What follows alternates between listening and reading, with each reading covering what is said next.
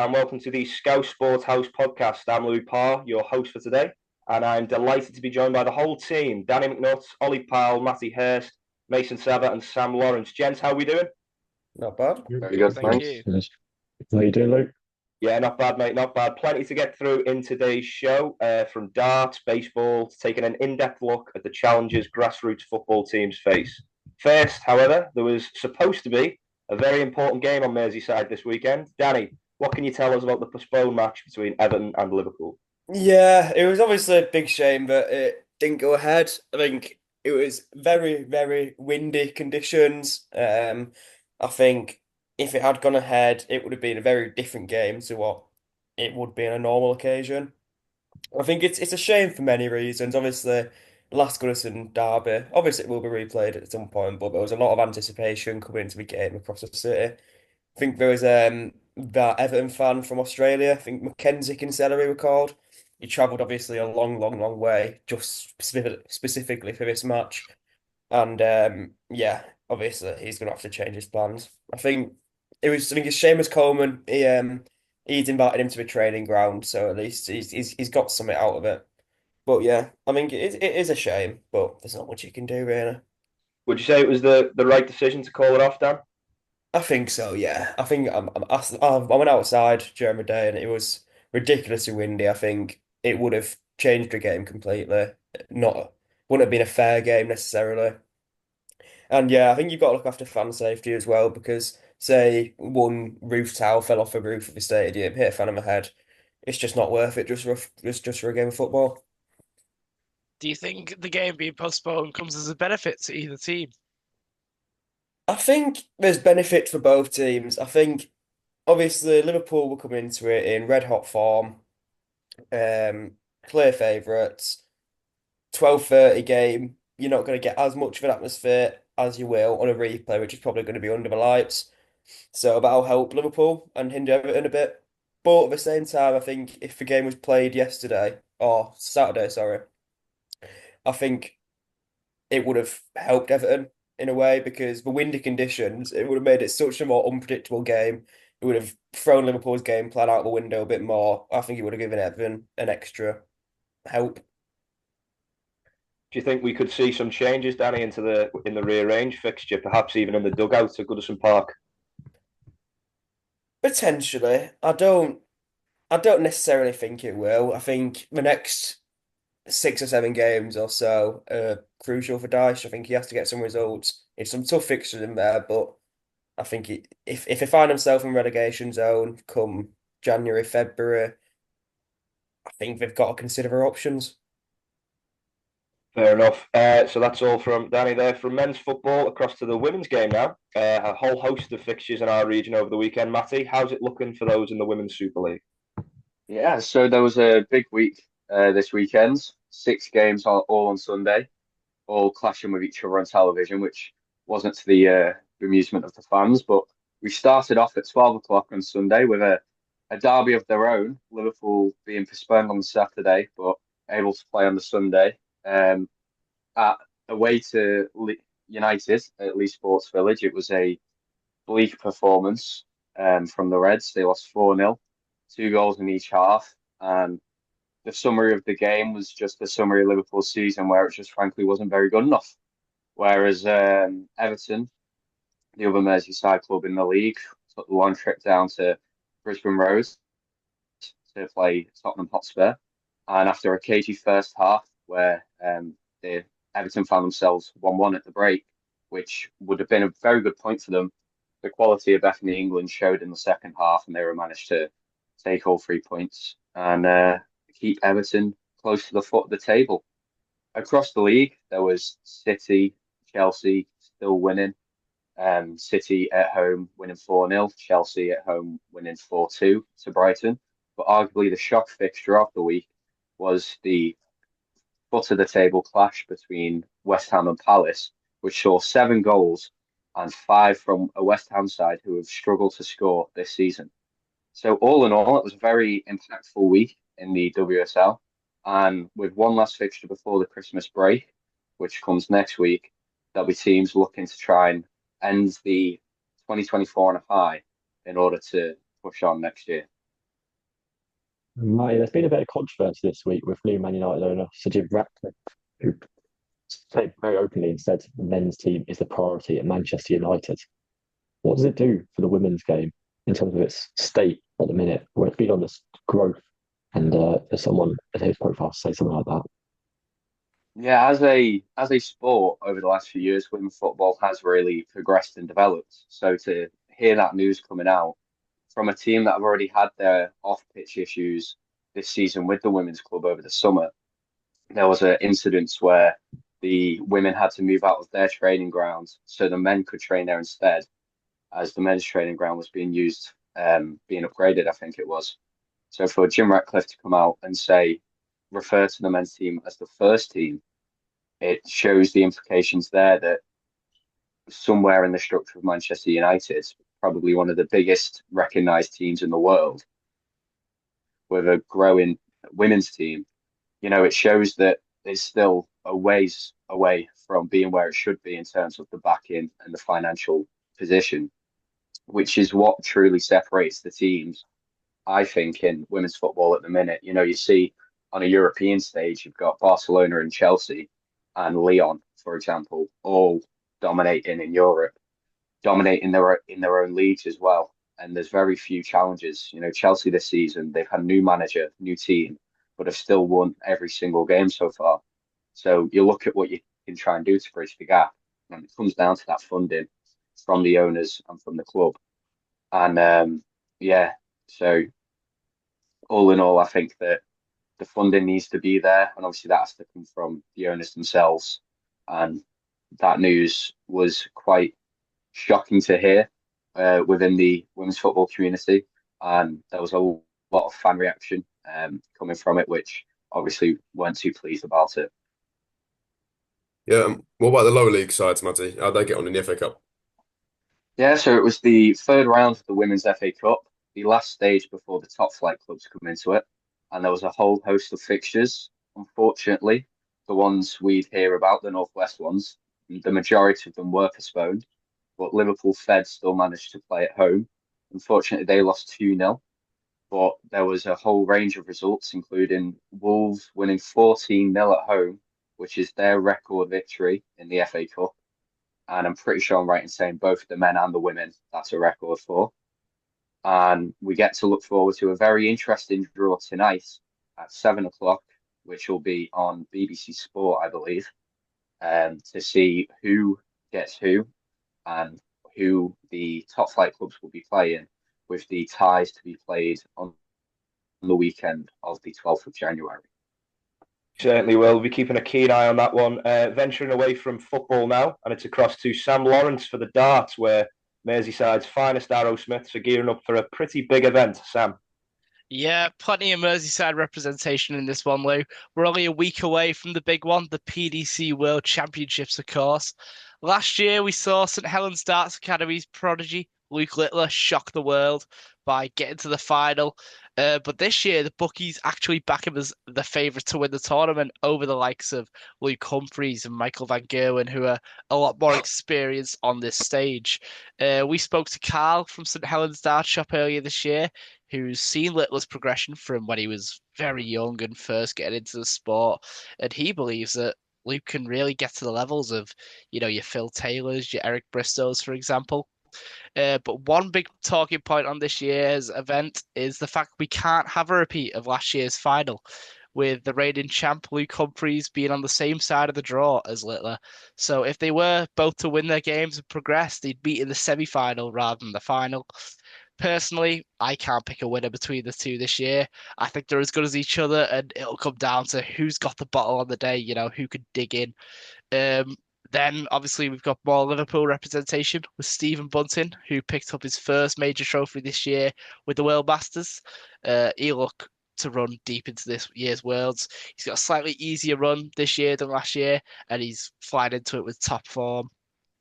But on the other end of form, we got Michael Smith, who's sort of seen a fall off since he won the famous world title 2 years ago, beating Van Gerwen in that final with the infamous 9 dart leg. We've all seen it.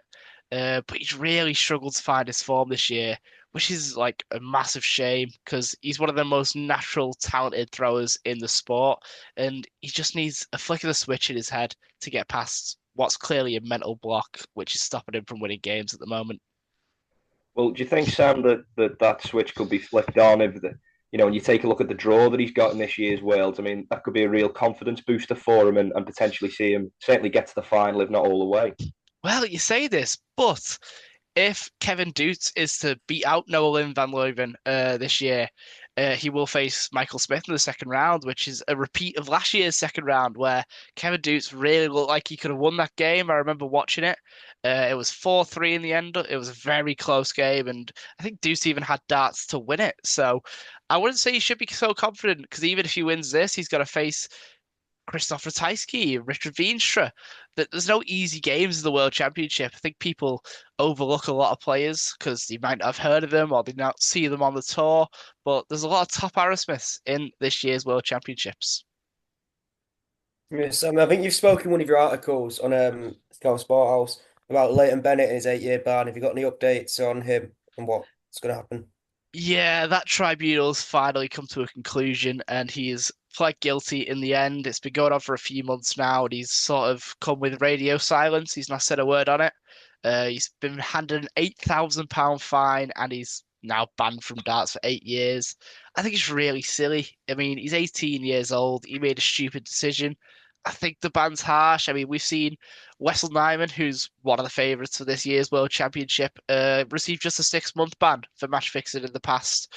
But that's because he complied with DRA and helped them in their investigation.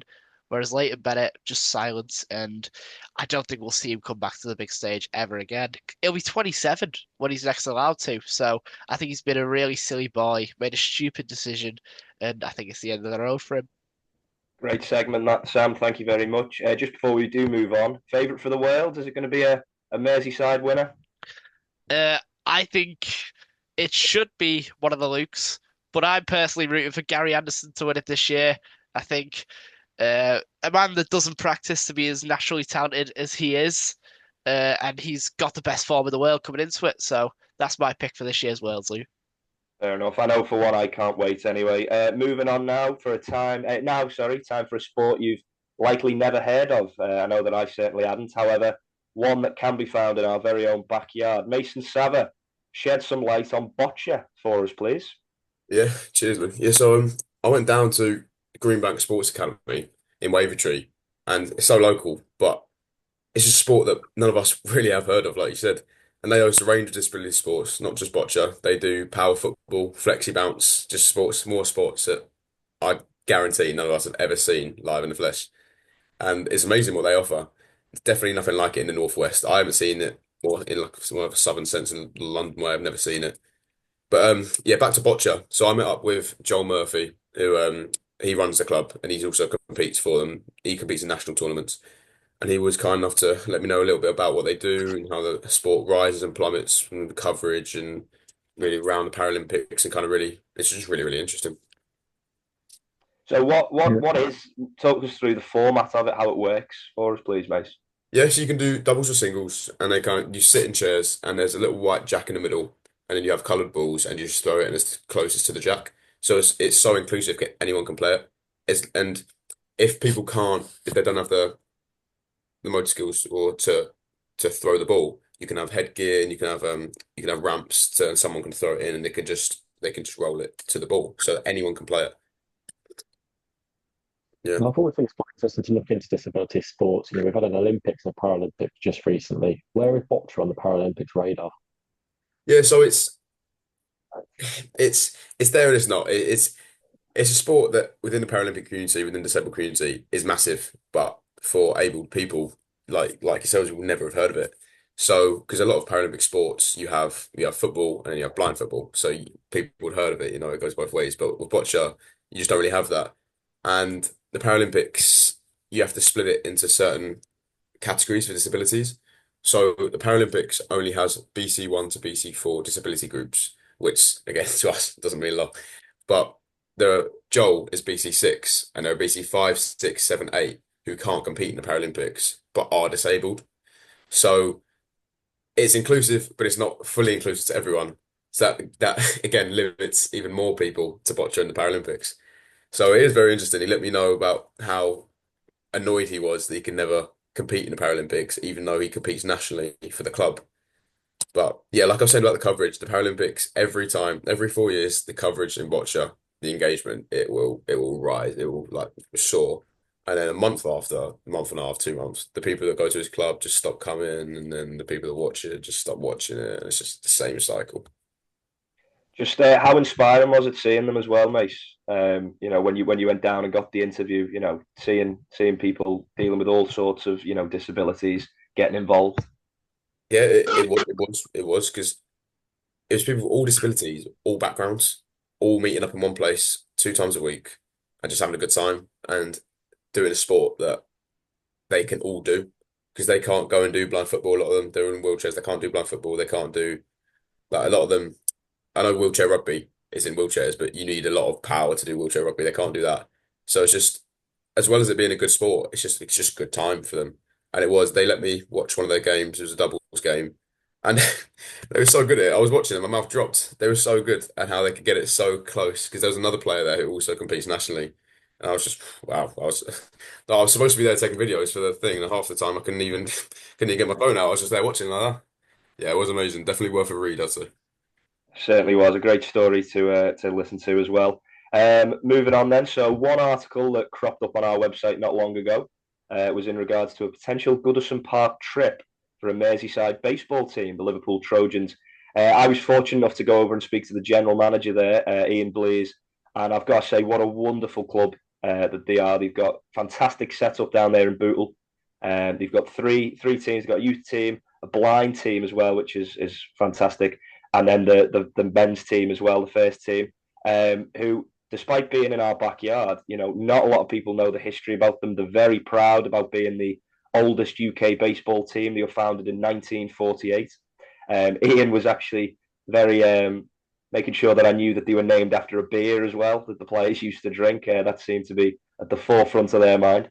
But they're a very successful side. They've won more honours than anyone else in British baseball. Blees himself won 20 major honours during a 17-year playing career. And, the club is still winning now and getting very little coverage. And, should this game with the Toffees come about, not with the Toffees, sorry, at Goodison Park come about, then it'd be fantastic for all involved. Lou, how did this Everton game come about at Goodison Park? Well, it's a good question, Sam. The link to Everton goes back years with the Trojans. So, as I've mentioned, they were founded in 1948. They were also the last club to play a baseball game at Goodison Park in 1948. There's pictures all over the walls there and everything about that, which is great. They also used to train at Belfield, which was the Blues' former training ground before the move to Finch Farm. So there's a rich history between the two. And it was actually the EFC Heritage Society who have looked to try and get something involved for the club. And, specifically because I think all Evertonians are wanting to go to Goodison one final time, before it gets before they move to Bramley Moor. So it's a great way for people to take the kids, show them what it's like at Goodison and get involved in a new sport as well. And as I say, if it could come off, it would do wonders for both Everton itself and specifically the Trojans. What would you say a game like this does to the club? Well, I was speaking to when I spoke to Ian, he was saying about I think it was 1 year ago, maybe 2 years ago, that the New York Mets went to the Olympic Stadium, and after that, the participants' numbers in Merseyside alone virtually tripled overnight, specifically with the youth coming involved and giving it a go. But despite that, there's still under 30,000 participants in the whole of the UK, and not long after that, pretty soon the numbers started to decrease. So, given the fact it gets such little coverage, something where it would be open to 40,000 people to go and watch, and realistically, they probably wouldn't be going first of all for the baseball. They'd be going for the stadium and to experience that.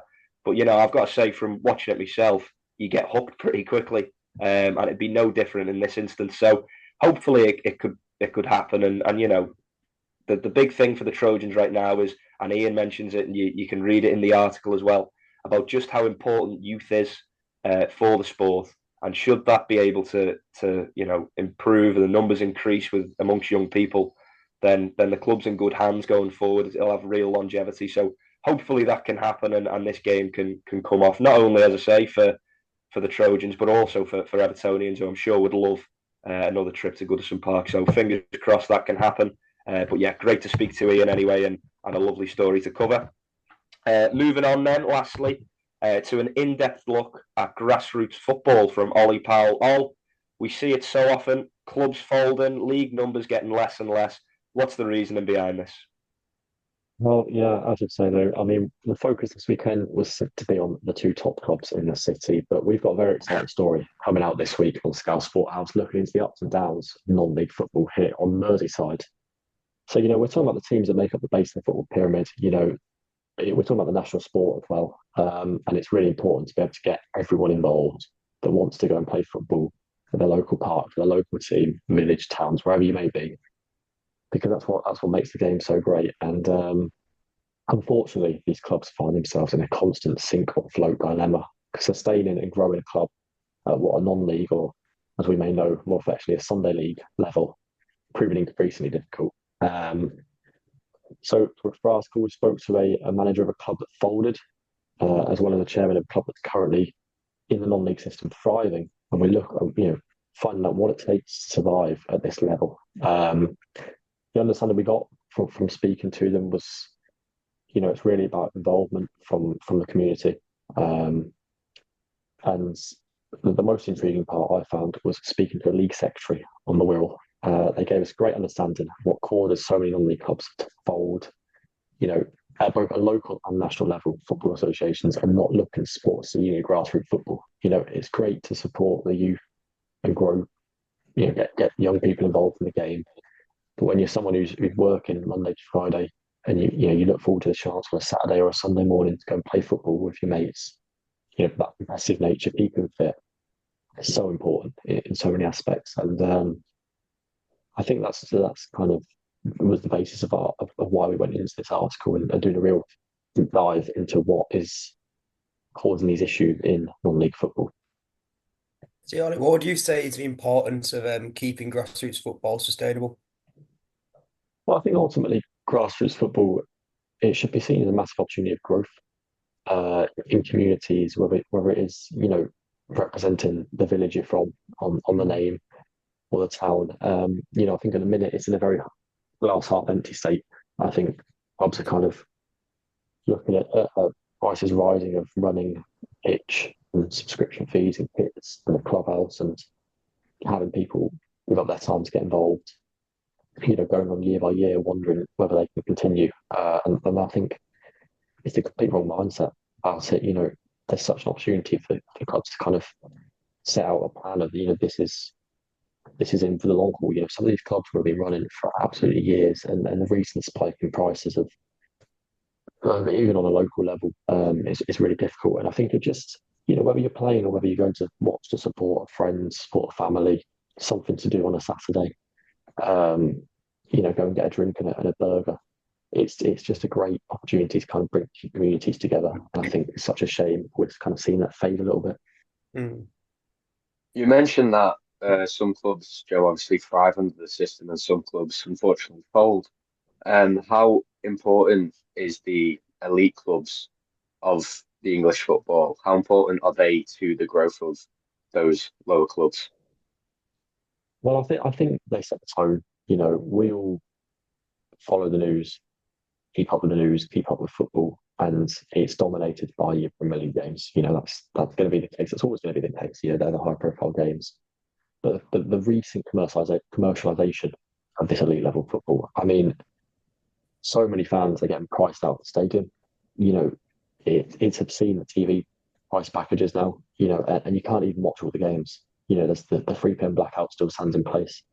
And whilst that's in place, and whilst the prices are where they are in elite level football, I think it should only push people towards going and supporting a local team. It's reasonable with prices. It's a lot more social. It's a lot more inclusive. It's just a bit of fun as well. At the end of the day, that the fan bases of Premier League clubs have grown so much that it gets toxic in stadiums. It gets toxic amongst the media. I think the opportunity for non-league clubs to thrive under in much more relaxed environment, I think is really, really important, and should only encourage people to get involved at your local club, and you know, they're a crucial cog in the system that we know of football in England, and that's not going to change. Certainly. One thing as well, all that I've noticed just from the interviews, and obviously it's going to be a great piece out this week. It really means a lot to people, doesn't it? It does. It does. I think it's just that pride. I think it's that sense of, okay, we're not millionaires, billionaires invested in these clubs. We're just people that we work jobs and we do this as something because we enjoy it. We really enjoy it, and you can kind of put elite level football allegiances aside, and you kind of all get behind wherever you're from. Wherever we're all from, whether it's a town, whether it's a village, there'll be a local football team, and you take a bit of pride in the fact if you manage to see your local team get to the first round of the FA Cup, or on Merseyside we have Marine that run the third round and played Tottenham a few years ago, and it's really helped them since really developed more and more. So I think, yeah, it's a real point of pride, and it means a lot to these people, as we'll see when we put out the quotes from the people we spoke to involved in these club situations. Definitely, yeah, and that piece will be available this week. That's all from us today. Thank you so much for tuning in. We hope you enjoyed it. Lads, thanks for joining me as well. Take care, and we'll see you again soon.